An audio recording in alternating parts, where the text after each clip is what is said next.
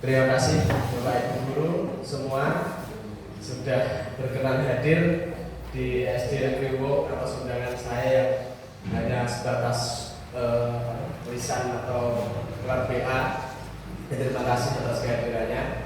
Pertama-tama mari kita bersyukur kepada Allah Subhanahu wa taala karena pagi hari ini atau siang hari ini kita masih diberikan kesehatan yang sangat luar biasa.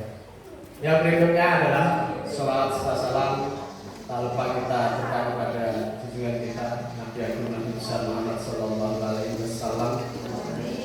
Semoga kita bisa meneladani beliau dan mendapatkan syafaat beliau baik di dunia maupun di akhirat. Ke dalam forum ini merupakan forum untuk merubah atau melakukan perubahan paradigma tentang pendidikan. Saya tahu Bapak Ibu semua pasti masing-masing punya agenda, acara dan lain sebagainya. Kebetulan kalau untuk jadwal KKD tidak ada, pasti Bapak Ibu lebih enak di rumah atau melanjutkan aktivitasnya. Saya paham itu. Dan tetapi kita sebagai seorang pendidik tentu ada sesuatu hal atau sesuatu persoalan atau suatu bentuk tanggung jawab kita dalam rangka menghadirkan atau memberikan pelayanan kita kepada peserta didik kita. Semua yang terutama yang hari ini kita lakukan adalah demi murid-murid kita. Di sini saya akan berusaha membawa paradigma baru yang saya dapatkan di dalam guru penggerak. Kebetulan di sini juga ada Pak Samsudin yang ikut berbarengan dengan saya di dalam CGP ini. Kami akan sharing beberapa wawasan yang telah kami dapatkan. Kemudian Ibu Umi juga dulunya adalah bukan dulunya, sekarang sudah guru penggerak. Dan beliau, saya juga mungkin nanti ada beberapa masukan untuk saya Bu, ketika dengan mengikuti CGP. Kemudian nanti tolong dengan share ke saya karena saya baru CGP, baru calon. Jadi, tetapi saya akan berusaha untuk membagikan apa yang telah saya pahami. Ini berdasarkan konsep pemahaman saya tentang paradigma pendidikan yang sekarang ini. Tentu kita semua mempunyai mempunyai rasa yang sama atau keinginan yang sama terhadap pendidikan untuk memajukan pendidikan. Kita ingin tentu anak-anak itu mempunyai sikap-sikap ataupun karakter. Kalau sekarang karakter itu mencerminkan karakter profil pelajar Pancasila. Harapannya pasti itu semua. Nah, Bapak Ibu sekalian, hari ini saya akan berbagi tentang budaya positif. Ibarat pendidikan di dalam filosofi Ki Hajar Dewantara itu bahwasanya pendidikan itu adalah lahan. Ibarat lahan, tidak cukup lahan saja, tetapi bibit dan juga perawatan tentu kita perlukan untuk itu semua. Agar apa? Tanaman yang kita tanam di dalam lahan tersebut menjadi tanaman yang benar-benar berkualitas.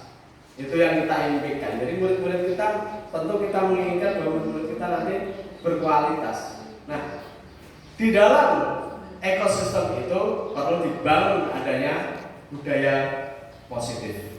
Inilah yang nanti akan saya coba untuk dibawakan sehingga nanti saya harapkan juga paradigma Bapak Ibu seperti saya. Karena saya dulu skeptis dengan pemahaman atau filosofi Ki Hajar Dewantara ini, tetapi dengan belajar di CGP ini saya baru memahami ternyata filosofi yang dibawa oleh beliau Ki Hajar Dewantara ini sangat luar biasa. Baik Bapak Ibu, kita langsung berikutnya. Ini adalah gambar tangan. Maksudnya apa Bapak? Coba jenengan semua tangannya didekat. Coba sebelahnya suruh narik. Wah, yang sebelahnya ini. Tarik ini buka.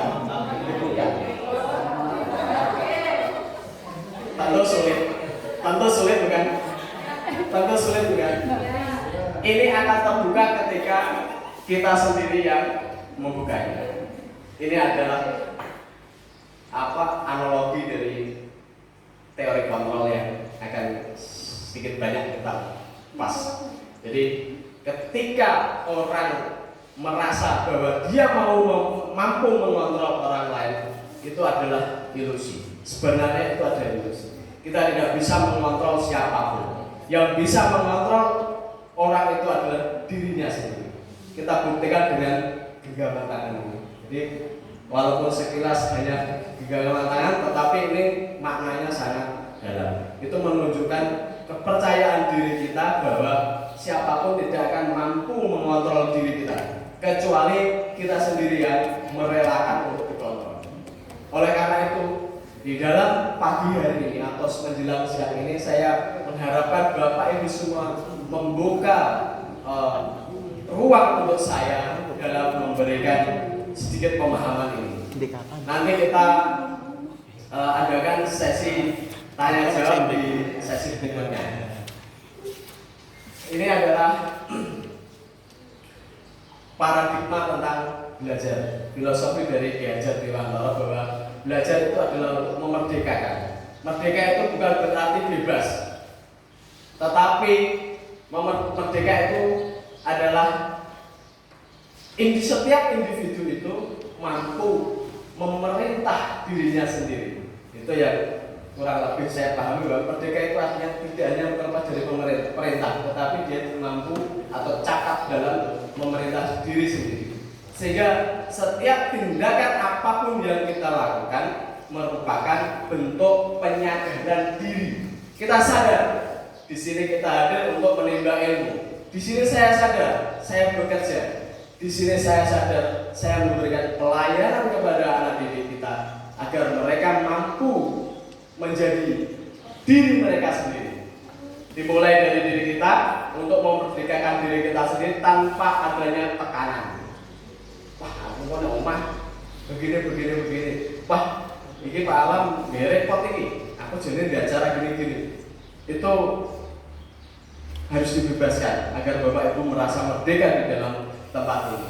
Itu sedikit konsep dari pembelajaran Ki Hajar Dewantara. Jadi manusia itu bukan bebas, tetapi dia merdeka. Merdeka adalah mampu memerintah dirinya sendiri untuk dalam rangka melaksanakan apapun yang dilaksanakan. Dia sadar untuk melakukan ini dan itu berdasarkan keyakinan yang dimiliki, sehingga kontrol itu tidak akan mudah dilepas.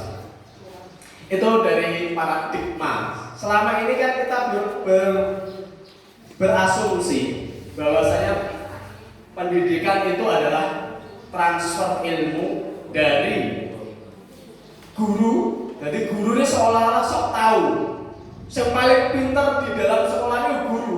Murid goblok semua, bodoh semua. Selama pemikiran itu selalu ada dalam benak kita, tentu murid-murid kita pun bakal bisa pintar. Tetapi dalam perkembangan sekarang ini, saya perhatikan anak-anak itu memang butuh sesuatu yang baru. Setelah pandemi COVID, anak-anak masuk tuh perilaku mereka itu bukan seperti murid-murid sebelum pandemi. Paradigma pendidikan sekarang ini adalah memberikan kemerdekaan, bukan kebebasan, tetapi kemerdekaan.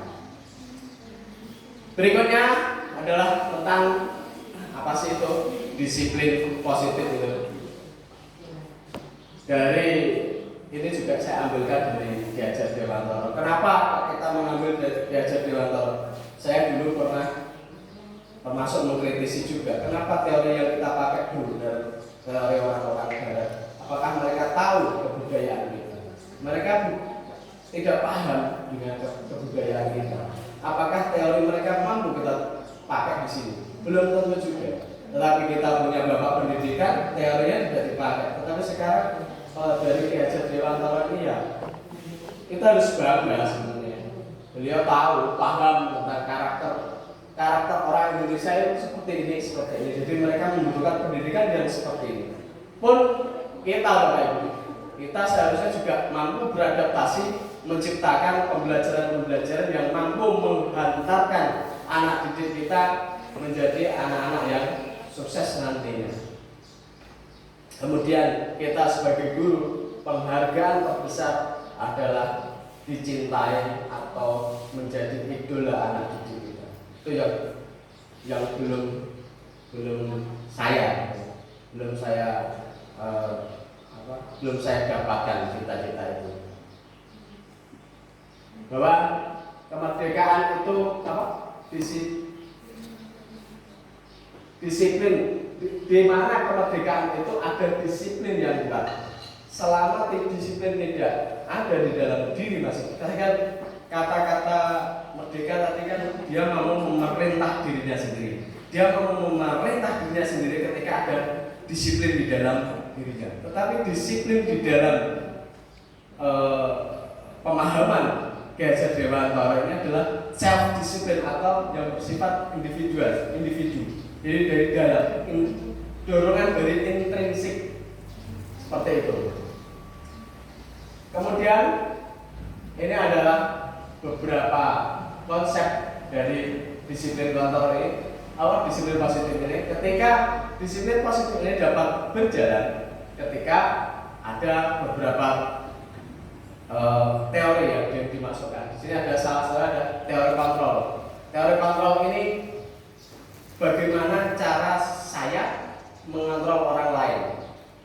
Bisa atau tidak? Ilusi itu semua. Saya tidak bisa mengontrol Bapak Ibu semua, tetapi saya hanya mampu memberikan penyadaran diri kepada Bapak Ibu semua untuk ini dan itu. Di sini ada Anda tidak bisa mengontrol orang lain, hanya Anda yang bisa mengontrol diri Anda sendiri. Dari filosofi tadi, dari analogi tadi, tangan genggaman. Semua perilaku memiliki tujuan. Setiap yang kita lakukan pasti punya tujuan. Contoh ada anak yang bertengkar, dua anak ini bertengkar misalnya. Yang satu pasti tidak mau disalahkan, yang satu pun pasti tidak mau disalahkan karena mereka semua dua-duanya ini mempunyai itu tujuan. Kenapa berperilaku seperti itu? Dia punya tujuan. Tidak ada yang tidak ada tujuan. Itu dari aturan. Kemudian model berpikir menang-menang. Terus kemudian kolaborasi dan konsensus menciptakan pilihan baru. Yang berikutnya adalah realitasnya, kebutuhan kita itu berbeda. Kita berusaha memahami pandangan orang lain tentang dunia. Setiap orang memiliki gambaran sesuatu yang berbeda. Inilah yang dalam teori kontrol inilah yang kemudian ditarik untuk kita sebagai manajer. Itu kurang lebih Bapak Ibu. Jadi semua perilaku pasti ada alasannya. Kemudian sebagai seorang pendidik, upayakan kita menjadi seorang manajer, di mana manajer itu bukan mengatur, tapi memanage atau istilahnya apa ya? Orang itu mau melaksanakan tindakan sendiri atas kesadaran diri sebagai bentuk dari tanggung jawab. Kurang lebihnya seperti itu. Kemudian saya akan masuk ke makna disiplin. Disiplin kalau kita pahami selama ini, disiplin itu sesuai dengan aturan kita. Kalau tidak sesuai dengan aturan kita, maka dia indisiplin. Misalkan di dalam kelas dia melakukan sesuatu yang negatif, berarti dia tidak disiplin. Disiplin dalam arti yang sebenarnya itu bukan seperti itu. Tapi disiplin di sini adalah dalam usaha orang-orang itu untuk mengontrol dirinya sendiri, tadi self disiplin atau disiplin yang ada dari dalam diri kita sendiri. Belajar kontrol diri dengan menggali potensi kita agar mencapai tujuan mulia, yaitu sesuatu yang menjadi seseorang yang kita inginkan berdasarkan nilai-nilai yang kita hargai. Kita menghargai nilai-nilai kebajikan, bentuk tanggung jawab, kemudian bentuk menghormati, kita percayai bahwa itu adalah mengandung nilai-nilai kebajikan. Kita sudah sepakat semua, saling menghargai, saling menghormati, bertanggung jawab. Nah, di dalam disiplin ini diarahkannya untuk ke arah kebajikan lagi, nilai kebajikan universal lagi. Kemudian ada teori lagi, yaitu teori motivasi. Di dalam teori motivasi itu ada reward and punishment. Ketika orang melaksanakan sesuatu berdasarkan atas imbalan dan tidak melakukan sesuatu karena takut hukuman, maka dia masuk ke dalam ini teori motivasi itu tadi. Jadi arahnya nanti bukan ke arah situ, tetapi ini masih yang kita bahas. Sekarang selama ini saya sendiri menyadari bahwa pembelajaran yang saya lakukan kemarin-kemarin itu masih mengandung reward and punishment, reward penghargaan, punishment hukuman. Ketika anak tidak mendapatkan nilai bagus, maka dia akan ada tambahan dan lain sebagainya.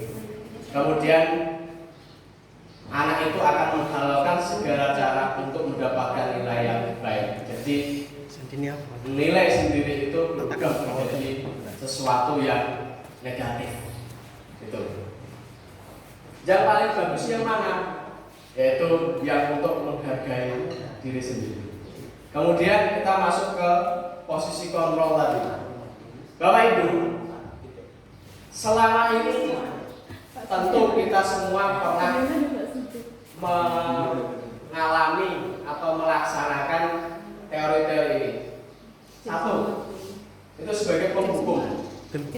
Wes pokoknya hukum, begitu datang, wes pokoknya telat hukum, tidak sesuai dengan tata tertib sekolah hukum, main hukum saja. Terutama sekarang sedang viral. Itu kenapa? Kenapa ada guru yang dibacok kepalanya oleh anak? Itu kalau kita mau lebih berintrospeksi lah, itu kemungkinan bisa dulu anak ini tetap disakiti oleh gurunya. Maka dari itu, ini walaupun masih dalam ranah penjelasan, mungkin kita selipkan sedikit. Sebisa mungkin jangan memberikan hukuman kepada anak. Hukuman itu ciri-cirinya adalah orang itu melakukannya dengan terpaksa. Nulis berlaku sebagai status. Itu kalau dia terpaksa, jelas-jelas hukuman. Suatu saat pasti akan mengingat. Memori yang menyakitkan itu sulit sekali kadang dihilangkan, karena memori itu masuk di dalam alam bawah sadar. Kemudian membuat rasa bersalah. Nanti akan ya langsung ya. Membuat rasa bersalah ini misalnya, kamu kok tidak kasihan sama ibu, sama bapak. Nanti bapak sama atau ibu yang ditegur oleh bapak kepala sekolah, mbok tolong, jangan gitu lagi, aku nangis loh. Seperti itulah kurang lebih. Jadi merasa anak itu menjadi orang yang benar-benar menjadi tokoh yang paling tersalahkan dalam perilaku itu. Nah, ini juga akan menyisakan dampak yang negatif. Terutama kalau anak yang sering merasa bersalah itu dia tidak percaya diri nanti. Potensinya itu akan tereliminir oleh kita. Jadi ini juga sebenarnya halus kan, tidak menghukum kan.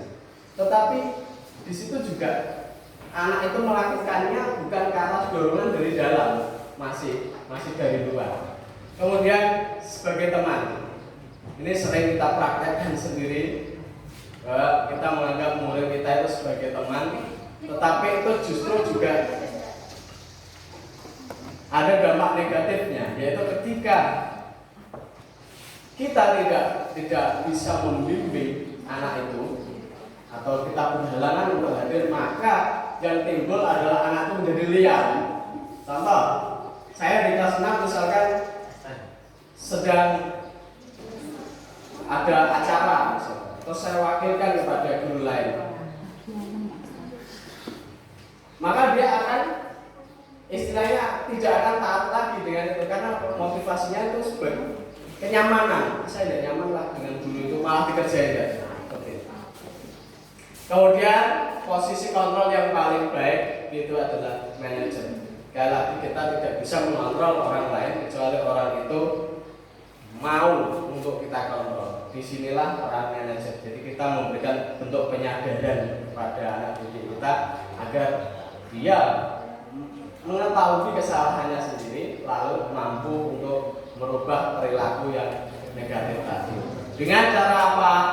Di sini sebenarnya ada dua tawaran untuk itu. Satu adalah dengan segitiga restitusi, yang berikutnya adalah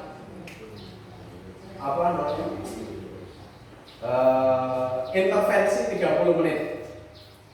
Intervensi 30 menit itu bisa kita lakukan ketika masalahnya tidak terlalu berat. Contoh misalkan anak nulis, "Duh, kamu bagaimana kok tidak mengerjakan PR? Kamu tahu kan bahwasanya kita sudah sepakat bahwa PR itu dikerjakan di rumah bukan di sekolah." Itu langsung intervensi 30 menit, bentuknya penyadaraan. Tetapi kalau restitusi nanti ada tahap step by step.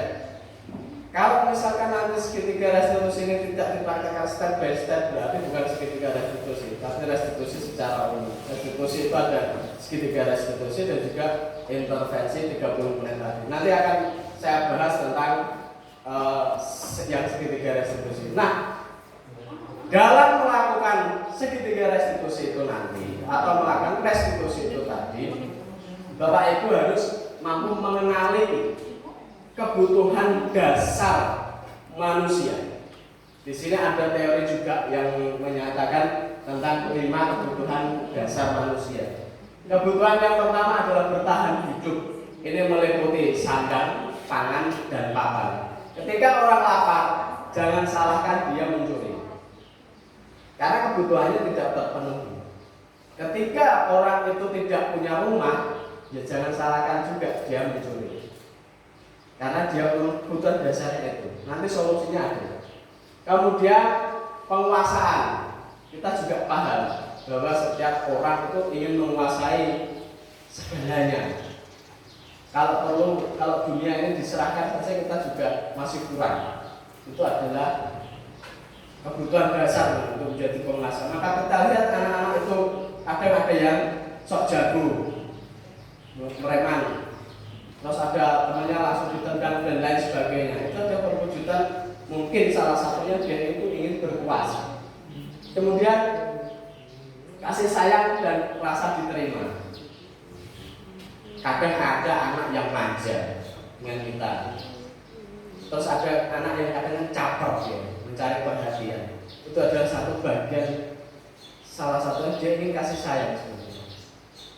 Dia ingin mendapatkan kasih sayang, dan juga dia ingin ada penerimaan di dalam lingkungannya itu. Ketika ada anak yang mempunyai jiwa ini, kok misalkan kita mengatakan bahwa itu anak itu bodoh, malah dia akan berontak. Pemberontakannya itu dia bisa melakukan kegiatan yang negatif, dan yang lebih parahnya sekarang itu adalah dia menyimpan di dalam dirinya, kemudian dilampiaskan dengan ledakan sebuah nuklir, jatuh dari lantai 4, mati. Itu yang bahaya. Jadi ada anak SD bunuh diri, kan kasus-kasus seperti itu kan mungkin bisa mereka dapatkan ketika di sekolahan. Itu yang harus kita perlu sikapi Bapak Ibu. Kemudian kesenangan, biasanya terlihat dari anak-anak yang kalau diberikan penjelasan terus dia itu malas-malasan, ogah-ogahan. Dia ingin sing seneng-seneng gitu. Kemudian kebebasan. Nah, ini mungkin yang sering terjadi Bapak. Ketika dijelaskan bocah dolanan sendiri, terus itu bisa memburu kesenangan, juga dia ingin bebas, tidak terikat. Kadang ada anak juga yang kira-kira pas istirahat dia tertib, tapi ketika di dalam pembelajaran dia ini sangat senang gitu, sesuka hatinya, karena dia ingin bebas. Setiap orang juga kan sama, kan, pengen bebas. Terus tangi ini. Kerja nek pengen kerja berangkat kerja nek ora wis umur omah. Utawa pengen nyambut gawe sak nyambut gawe sak seneng-senenge gitu. kita sendiri juga merasakan seperti itu. Nah, kemudian di dalam kegiatan budaya positif ini, saya akan men-share beberapa contoh Bapak Ibu. Mungkin jenengan semua bisa kembangkan, bisa implementasikan di sekolahnya Mas. Budaya positif itu budaya yang mencerminkan nilai-nilai kebajikan di dalam nilai-nilai kebajikan universal, itu intinya di situ. Nah, ini ada contoh video yang anak-anak kebetulan kemarin saya ajak untuk memanfaatkan lahan di belakang itu untuk kegiatan bercocok tanam. Kenapa? Sebagai bentuk implementasi bahwasanya orang sini adalah orang pertanian. Ketika kita tidak bisa mengintervensi anak didik kita dengan teknologi-teknologi yang tidak terlalu merusak atau tidak terlalu meracuni orang, maka nanti mereka akan lebih parah. Oleh karena itu saya juga mengambil sikap anak ini perlu diintervensi agar nanti walaupun mereka pakai pestisida, tetapi tidak sampai meracuni orang. Bayangkan kalau mereka besok jadi anak-anak yang pandai, pintar-pintar, cerdas-cerdas, lek ngeracuni parah gitu, kan repot. Nah sekarang pertanian di sini rata-rata mayoritas itu masih menggunakan pestisida seperti cabai. Kalau kita lihat teknobatin kayak apa, ya meracuni orang lain. Pemahaman seperti itu yang coba saya intervensikan kepada anak didik kita.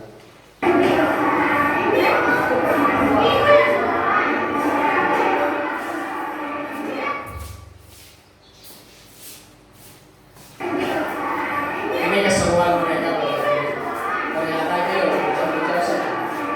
Ketika kita ajak, walaupun ini sebenarnya tidak kebajikannya kan banyak. Nah ini masak di sini.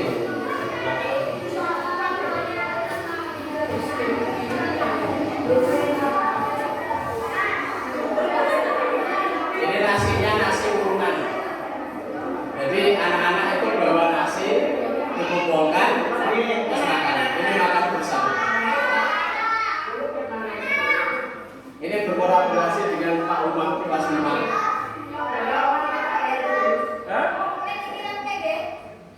Nah, ini yang saya contohkan apa Bapak?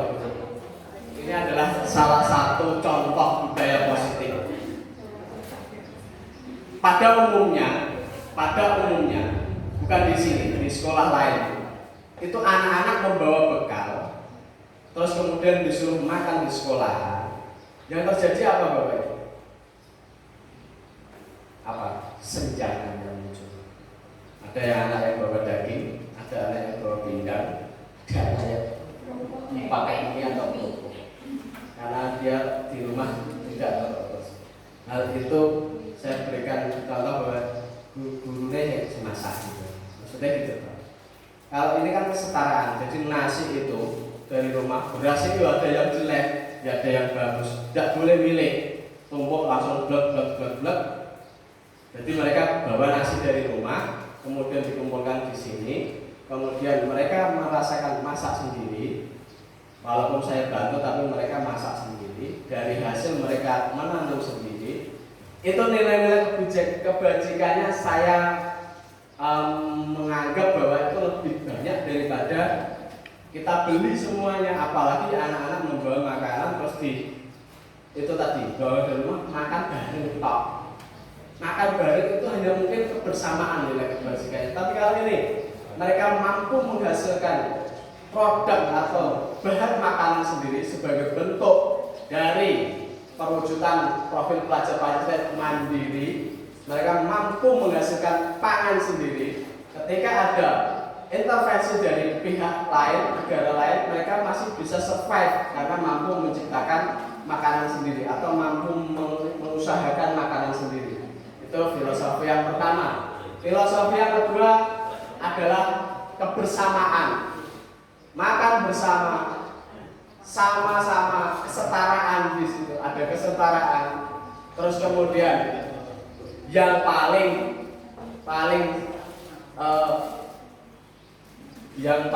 mengena mungkin adalah Ketika mereka saya minta untuk contoh ngulek atau masak, saya tanya, gampang enggak? Sulit Pak. Ternyata ngulek itu sulit.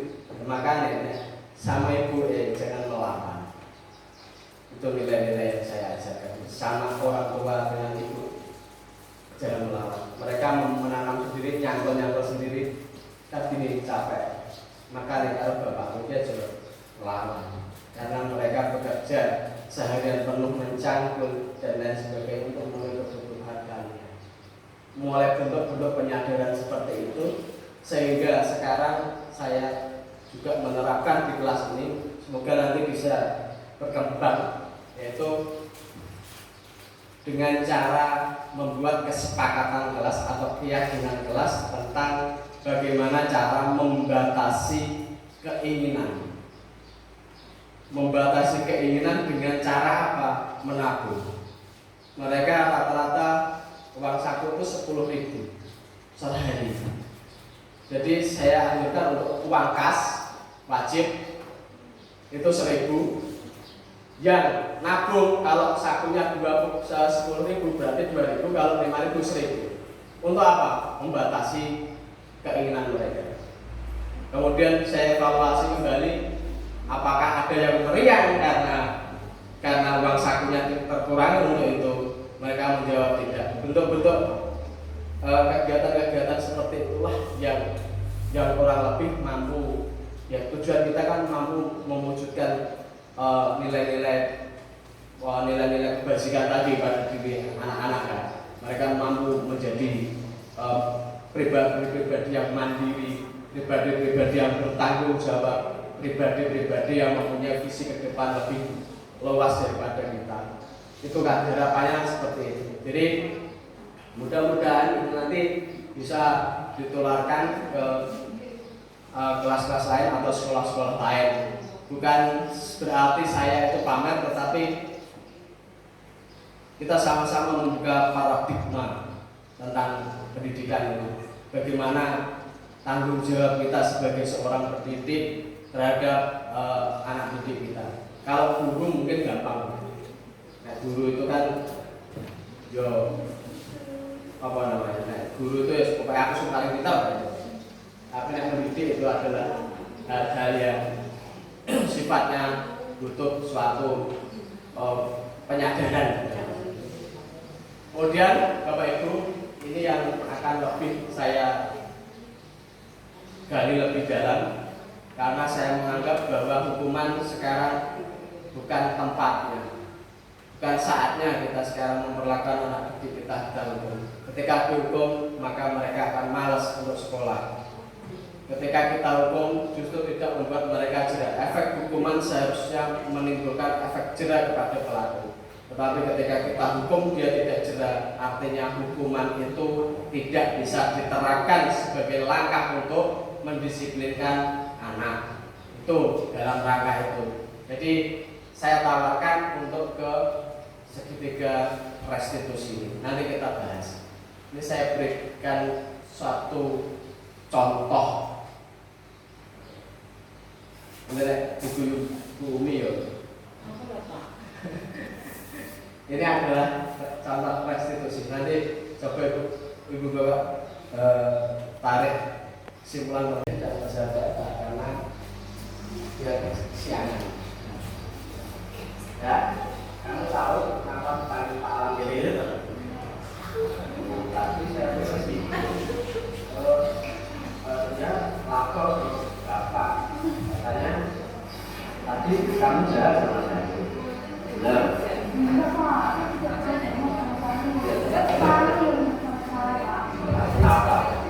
Kamu bisa menceritakan kenapa?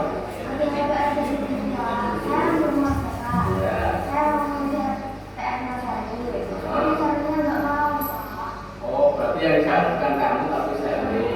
Oh, jadi kamu tadi malam udah belajar? Kenapa tidak belajar? Kenapa? Tentang apa? Kamu buka sama dengan apa juga suka nonton film sih. Bapak sudah senang nonton film, apalagi di YouTube. Sampai larut malam, benar. Jam berapa? Oh, jam 12. Persis dengan Bapak itu juga senang. Terus apa itu kamu ketinggalan nanti aja tidak tahu kalau ada PR.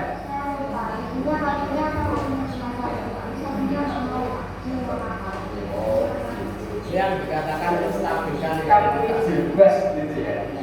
Ingin tidak ada tugas, tidur seenaknya, bangun juga seenak gitu ya. Proses dengan Bapak. Cuma juga begitu, ingin sekali tidak terikat dengan pelajar, tidak terikat dengan pekerjaan, sama berarti kita ya. Ya berapa? Setiap orang itu memang membutuhkan aplikasi. Jadi ketika tidak ada hal yang mengikat, itu kita akan merasa tenang, enak, nyaman, betul kan? Tetapi kebebasan itu ya, kebebasan itu bisa kita alihkan, bisa kita alihkan untuk kegiatan kita. Ini adalah tahap yang berikutnya. Misalkan kamu mengalihkan isu apa, kamu bisa mengekspresikan. Bapak kan tidak pernah membatasi kan, nah itu bisa kamu ekspresikan misalkan dengan cara menulis, dengan cara melukis, dengan cara apapun. Maka kamu akan merasa bebas mengekspresikan kemudian. Itu loh ya. Ya, kamu paham nggak? Kita buat kelas kesepakatan kelas tentang bagaimana cara berinteraksi dengan apa? Berarti apa yang telah kamu lakukan itu melanggar kesepakatan kita. Nah, terus apa langkah kamu yang akan kamu lakukan setelah kamu paham tentang ini? Saya akan berubah. Iya Pak, saya akan berusaha untuk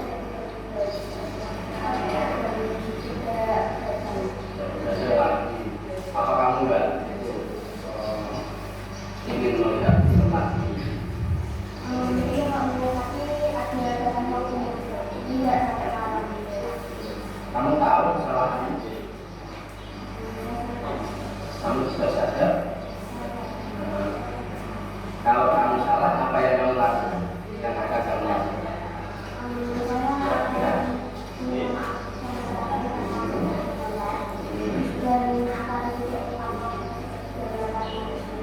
Kita kamu mau tidur, kamu yakin itu bisa kamu lakukan?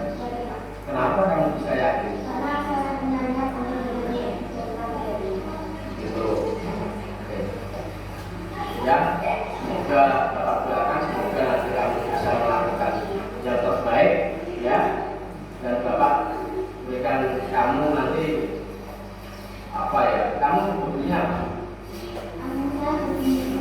Melukis, jadi besok Bapak akan apa kamu coba Bapak beri satu karya, ya, kalau bisa ekspresi bebas-bebas ya, kamu itu ekspresi apa yang bebas, nanti coba diserahkan ke Bapak ya, itu tidak ada batas waktunya. Siap melaksanakan, kamu siap berubah, mau minta maaf dengan siapa? Dan kamu mau tidur jam berapa? Besok Bapak pun komentar kami ya. Terima kasih ya sudah kembali ke kelas. Itu adalah satu contoh Bapak. Nah, ada dua contoh sebenarnya. Saya coba ambil satu contoh. Disinilah peran segitiga restitusi kurang lebihnya seperti itu. Jadi ada tahapan. Ini kalau kita mempelajari tentang hypnoteaching itu adalah sebuah strategi yang diterapkan dalam pembelajaran yang memanfaatkan hipnoterapi kepada orang lain. Di dalam psikologi, khususnya ilmu tentang hipnoterapi, yang pertama adalah memberikan kenyamanan terhadap individu yang akan kita terapi atau kita atasi masalah. Kita bantu kita bantu dalam dia mengatasi masalah itu. Dia welcome dulu dengan kita, dia mau menerima dulu dengan kita. Caranya dengan apa? Kalau bahasa segitiga itu menstabilkan identitas. Jangan disalahkan dulu. Kalau ketika kita salahkan, ya wes salah ini seperti besi.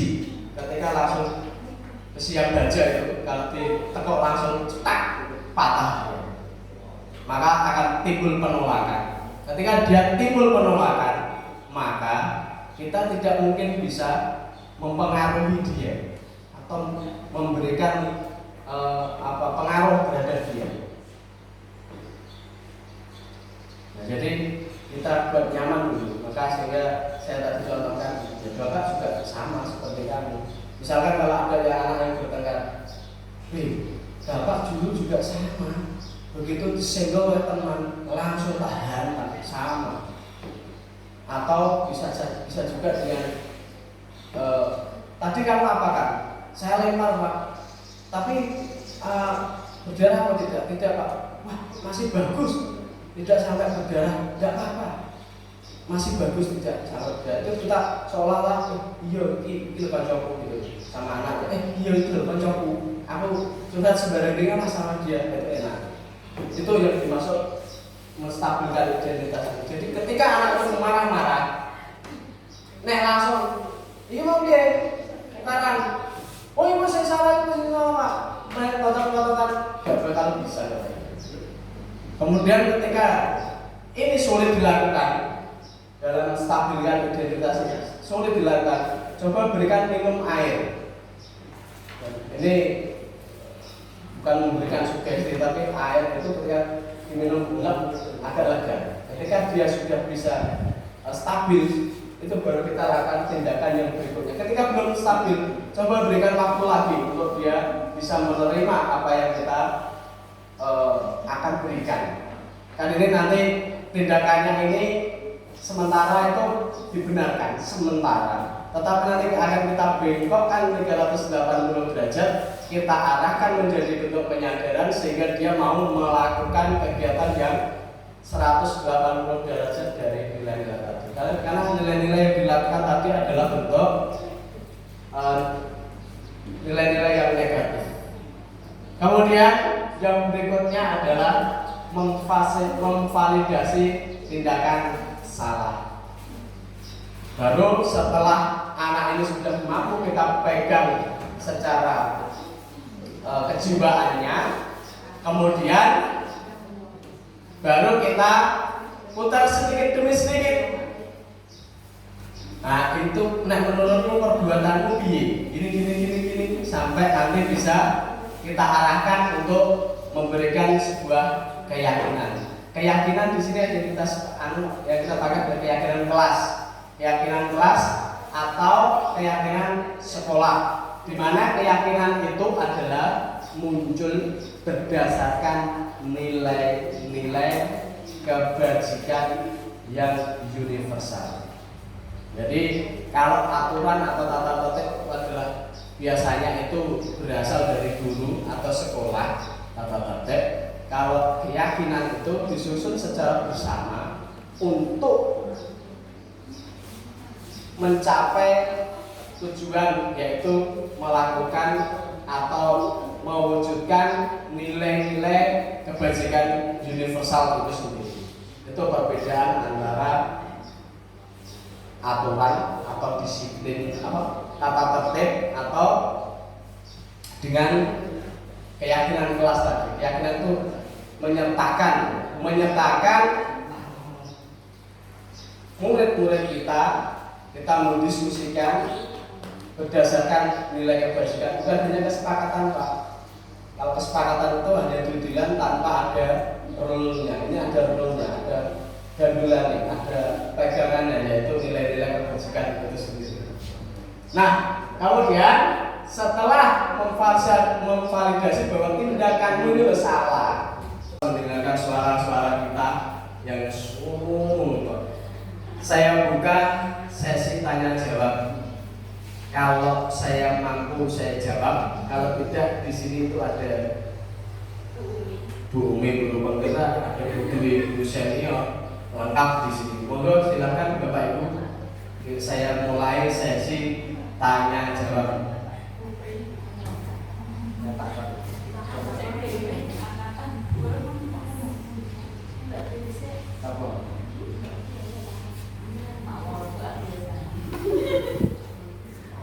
Saya tanya, monggo Bapak Ibu. Saya gini, maksudnya gini. Saya mengharapkan atau saya menyediakan sesi ini itu dalam rangka biar kita itu berbagi benar-beneran gitu loh. Kita sharing yang ada dampak-dampak kalau kegiatan ini caranya gimana, bentuk-bentuk penyadaran itu. Saya juga mau mengangkat contoh kasus lagi. Ini kita sharing saja, sharing pemahaman dan juga sharing apa ya? Sharing informasi lah. Nanti barangkali bahwasanya itu bisa diterapkan kan alhamdulillah. Kalau misalkan tidak ya, memang situasi tidak memungkinkan ya jangan dipaksakan dengan model-model seperti itu. Contoh, misalkan gini, ada seorang, ini kan lagi booming nih katanya kasus-kasus yang lagi booming.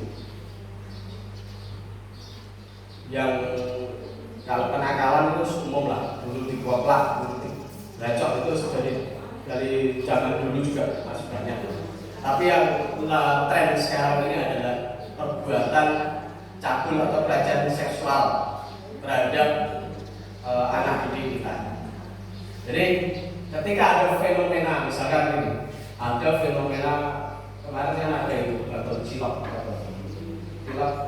cimin ya, cimin itu keracunan, cilok itu si pelecehan seksual. Jadi ada penjual cilok melakukan pelecehan seksual terhadap anak balita. Nah, itu perlu kita lakukan pemahaman dulu terhadap anak didik kita. Dengan cara apa? Selama ini saya menerapkan berbagai bentuk penyadaran diri. Saya baru merasakan yang segitiga institusi ini yang paling efektif. Karena langsung tak wene pemahaman ini dikira masih benar. Tetapi setelah kemarin saya mempelajari tentang ini langkah satu ini yang saya kelewatan di dalam ilmu hipnoterapi tadi memang mengisyaratkan orang itu kecekel dulu, nek wong itu gak mau welcome atau tidak mau cerita, mana mungkin kita bisa memberikan coaching atau apa ya namanya, untuk penyadaran, mana mungkin gak iso. Orang kita minta seorang, kalau orang itu menolak, makanya kontrol lagi ada di dalam diri kita sendiri, gak bisa itu. Nah, biar dia mau membuka tangan, membuka pikiran ini, tak didekati, kita omongan, diberikan pemahaman, dicekel sih. Ini apakah dia kurang apa? Misalkan kenapa sampai ada anak yang bisa dicabuli saya kayak gitu? Iming-imingi tukang cilok ini apa sebetulnya? Ya itu kita cermati. Karena digolek informasinya yuk kita bakal tahu. Apakah cilok ini itu dia memang ada kelainan, terus dia memberikan iming-iming kepada anak ini atau bagaimana? Nah, kalau misalkan orang ini memberikan iming-iming kepada anak ini, maka anaknya kita pegangkan agar dia berhati-hati ketika dia diberi sesuatu itu jangan diterima kan begitu. Berarti intinya yang perlu kita tangani masalahnya adalah disuruh kita lingkapi. Ketika sudah kita identifikasi permasalahannya, ketika kita sudah dapat permasalahannya, maka kita inventarisir masalah itu, kemudian diselesaikan. Ini kebutuhannya apa ini anak? Ketika dia mau menerima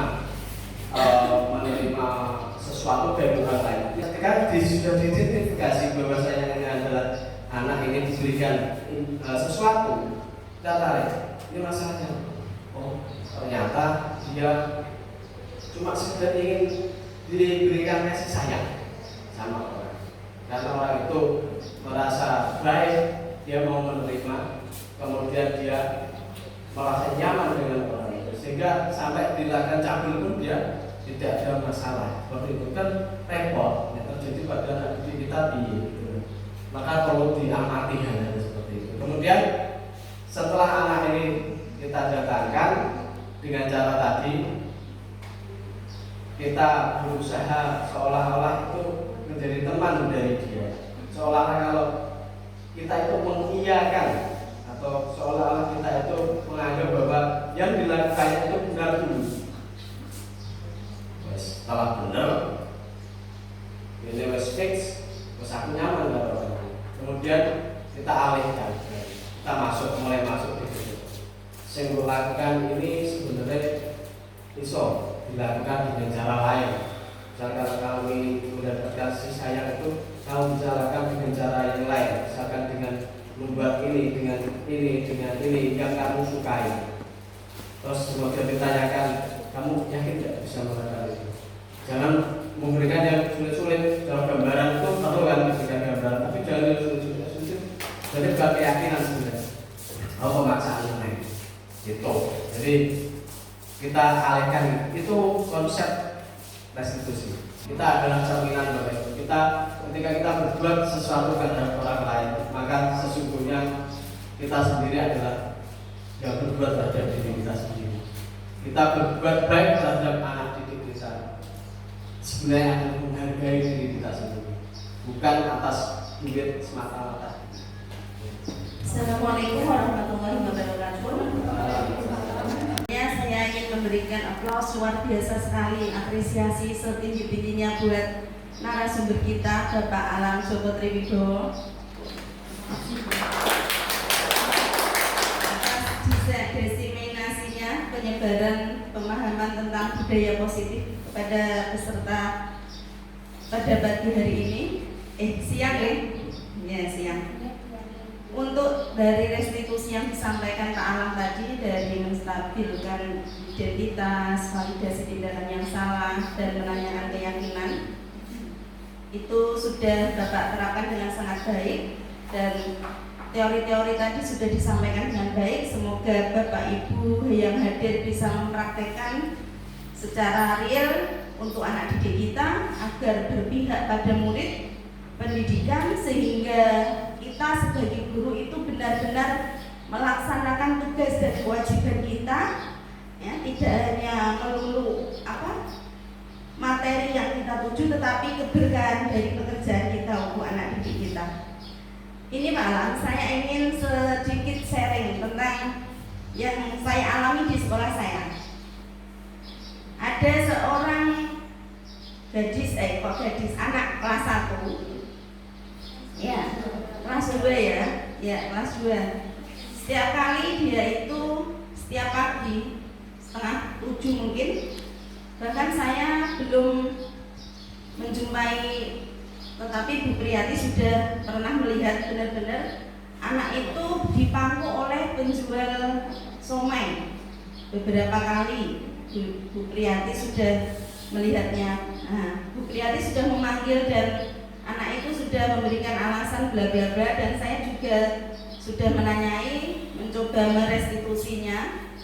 Dan memang dari latar belakang anak tersebut, pertama jauh dari orang tuanya, ikut neneknya yang sudah renta, bahkan kadang ya penyakitan nenek tersebut, kasihan sekali. Dan mungkin tadi benar karena kebutuhan dasar anak tersebut kurang, karena kebutuhan kasih sayang tentunya. Dan dampaknya nanti saya juga ingin menanyai penjual ciloknya, apa indikasi dari perbuatan yang dilakukan kepada anak tersebut. Itu belum saya lakukan, ya. Bahkan hal-hal sepele seperti itu bisa membuat, ya, dalam tanda kutip, kekerasan seksual di anak didik kita, sehingga kita harus waspada, hati-hati untuk menyikapi hal tersebut. Bagaimana sekiranya Pak Alam bisa membantu saya sehingga saya bisa merasa tidak terbebani dengan amanah yang diberikan kepada mamanya kepada saya waktu itu, untuk menitipkan putranya, karena putranya itu di rumah neneknya sepertinya kurang dari yang saya harapkan, perlakuannya, mungkin kasih sayang seorang ayah dan ibu itu tidak beda lah. Dari seorang nenek itu kan beda dari ayah dan ibunya. Saya malah kepikiran apakah anak ini lebih baik di pondok pesantren kan, sampai sebegitunya. Itu saja Walam, terima kasih. Wassalamualaikum warahmatullahi wabarakatuh. Assalamualaikum warahmatullahi wabarakatuh.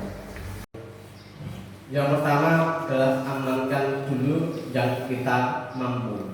Jadi pakai lingkaran pengaruh itu sudah paham tentang itu. Kita pakai lingkaran pengaruh, mana dulu yang bisa kita pengaruhi dulu. Jadi anak ini sebisa mungkin kita pengaruhi, kita berikan pengaruh.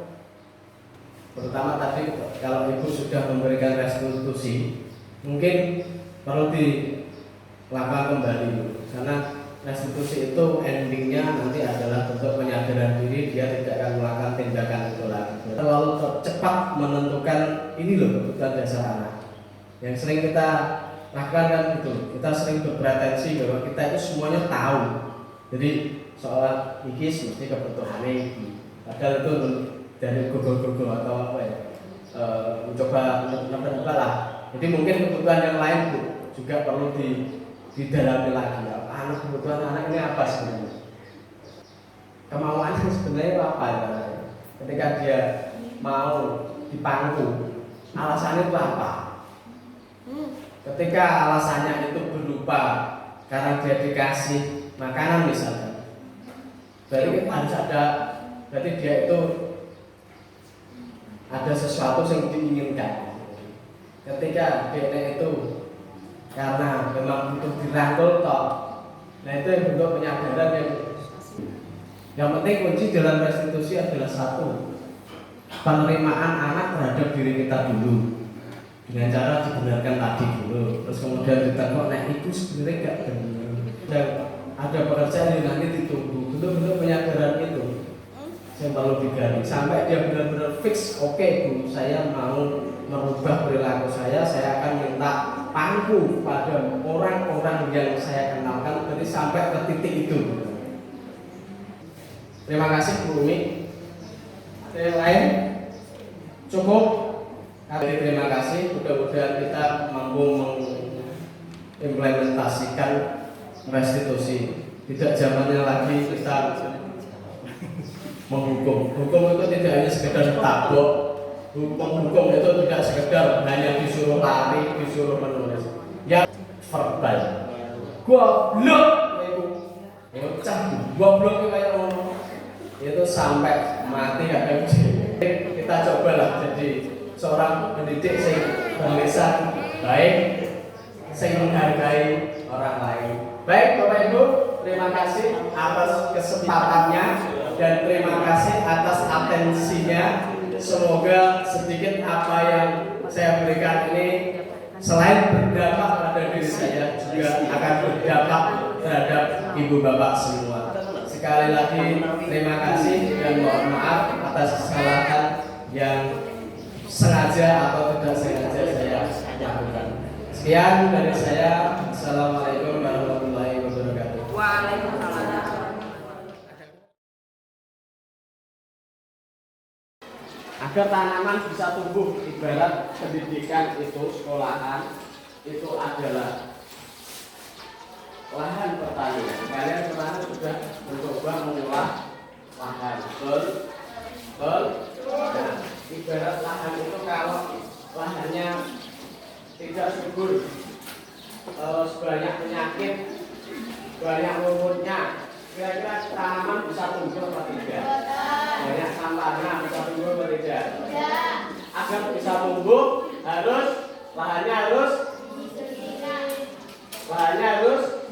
bersih, terus sehat, subur. Terus untuk membuat tanah subur harus ada pupuk, terus air, barang masuk perawatan ya, perawatan, pembersihan dari ono gulma, ono penyiraman, terus apalagi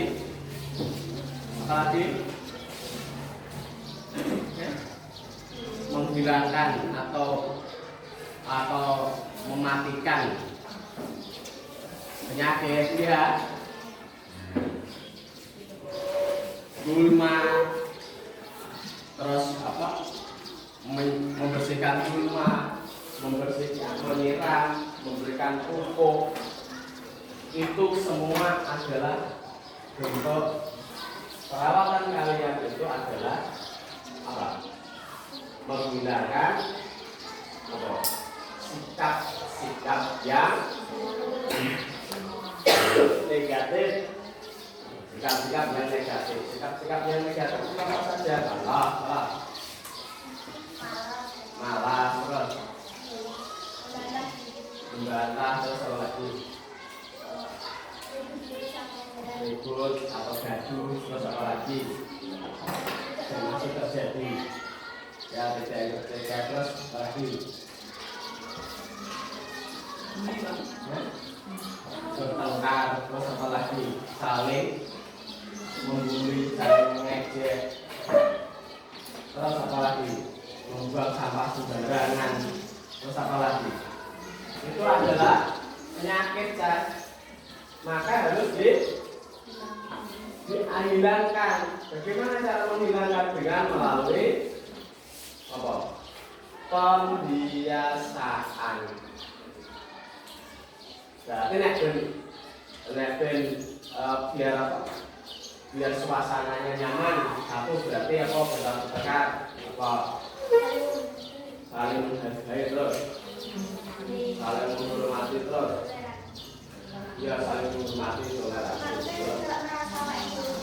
Ya, tidak merasa dirinya benar, terus apa lagi? Tidak sombong, apa lagi? Peduli. Itu adalah nilai-nilai. Terus nek sampah itu masuk kategori apa? Membuang sampah pada tempatnya termasuk apa? Yang membawa sampah itu siapa? Yang diri sendiri. Berarti kalau kita buang merupakan bentuk tanggung jawab. Tanggung jawab kepada siapa? Diri sendiri, orang kepada siapa-siapa. Nah, untuk itu agar situasinya itu baik, maka kita bentuk sebuah yang bisa dikatakan kesepakatan, tetapi lebih lagi. Karena kesepakatan itu kesepakatan. Ayo sepakat kita mencuri, sepakat apa tidak? Kesepakatan apa tidak? Ayo kita mencuri, kesepakatan apa tidak? Ayo kita mencuri, kesepakatan apa tidak? Ya, kesepakatan. Maka yang lebih tepat itu adalah bentuk keyakinan. Kenapa? Yang namanya keyakinan itu adalah suatu kesepakatan yang berfungsi untuk menjalankan nilai-nilai kebajikan, nilai-nilai yang apik. Contoh mau tanggung jawab, saling menghormati, terus apa lagi? Saling menghargai, terus apa lagi? Peduli. Nah, itu nilai-nilai ya. Paham? Nah, kita mulai untuk menyusun keyakinan kelas kita sekarang. Keyakinan kelas 6 berarti ya. Agar nanti semua personel itu melaksanakan dengan penuh tanggung jawab kepada diri sendiri. Agar tadi apa? Tanamannya menjadi subur, agar diri kalian menjadi orang-orang yang tidak gagal atau sukses. Paham nggak? Paham ya? Oke. Sekarang kalian tulis dulu aturan atau kata tertib. Peraturan. Kira-kira kita mau membuat peraturan apa saja? Tulis, nanti maju satu-satu. sampai 10 nanti terisi atau ngomong lah ya. Ayo tulis dulu. Sebenarnya bisa 10 minimal 1 atau 2.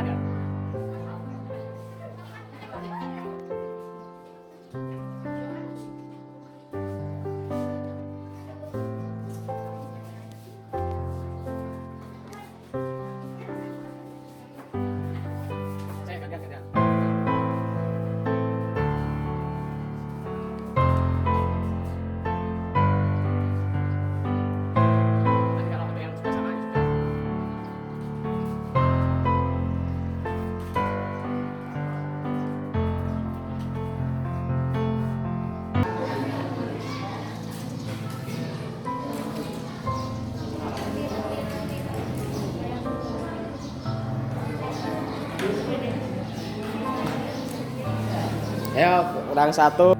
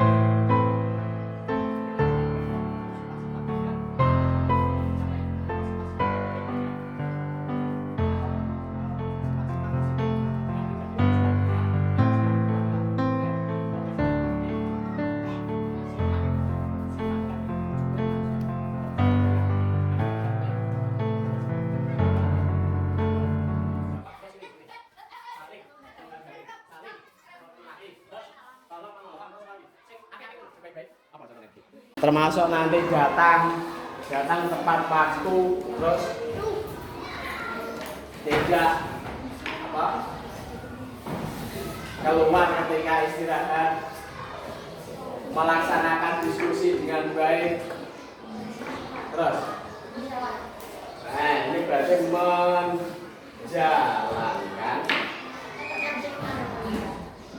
menjalankan kedisiplinan dalam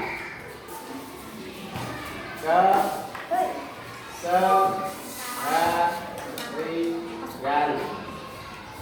Nah, tidurmu ya tidur seperti kemarin. Saat tidur ya berarti tidur, saat bangun ya berarti saat mandi, saat berangkat sekolah.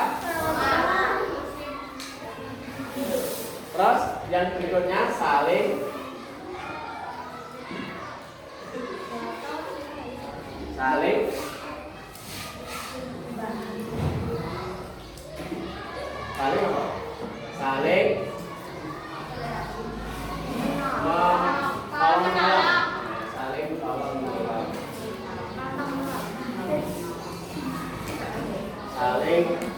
tolong.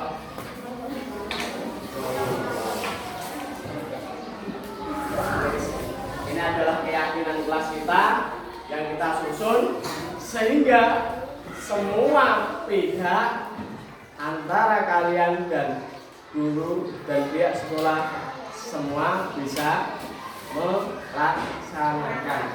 4 saja terus. Ini adalah bentuk keyakinan kita. Keyakinan itu merupakan komitmen kita untuk melaksanakan ini semua sehingga tadi tanamannya bisa tumbuh subur. Kalian akan menjadi murid-murid yang sukses sebagai pemimpin bagi diri sendiri ataupun pemimpin bagi lingkungan. Ya, baik. Mewujudkan suasana damai berarti kelasnya kita harus kelas yang damai, tidak ada kekerasan di dalam sekolah ini. Kemudian menunjukkan tanggung jawab bagi murid. Tanggung jawab itu apa? Tahu sendiri tanggung jawab. Ya, tugas-tugasnya itu apa saja? Menghormati, menghargai. Seperti kemarin kita susun, ya. Terus menjalankan kedisiplinan dalam keseharian. Saatnya tidur, saatnya bangun, saatnya makan, saatnya belajar, saatnya bermain, saatnya pulang, gitu, ya. Terus saling tolong menolong, tanpa ada perintah, tanpa ada permintaan. Begitu kamu memahami bahwa orang ini membutuhkan pertolongan, ya harus nanti paham?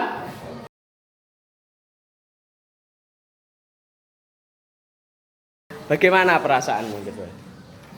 Senang karena semua kelas bisa menjalankan peraturan dengan Menjalankan keyakinan ya. Ayo. Perasaanmu seru terus? seru dan bisa melaksanakan. Kamu yakin bisa melaksanakan? Yakin. Kamu yakin? Yakin. Kamu yakin? Yakin. Terus? Yakin bisa melaksanakan? Bisa, Pak. Ini sebagai bentuk dari komitmen. Kamu yakin? Yakin? Kamu yakin? Kamu merasaannya bagaimana bentuk penyusunannya? Apa perasaanmu gitu? Pas Pak, tapi agak ragu. apa? Seru. Mm-hmm. Seru dan bisa melaksanakan dengan baik. Oke ya wes gitu. Diingat-ingat ya. Bagaimana perasaanmu Mepet? Senang, Pak, karena satu kelas bisa menjalankan kedisiplinan itu. Dan kita sendiri yang membuat, jadi kita tidak ada tekan dan tidak ada paksaan. Oke, nonton. Senang sekali karena kita dapat menjalankan keyakinan kelas bersama. Oke, wes.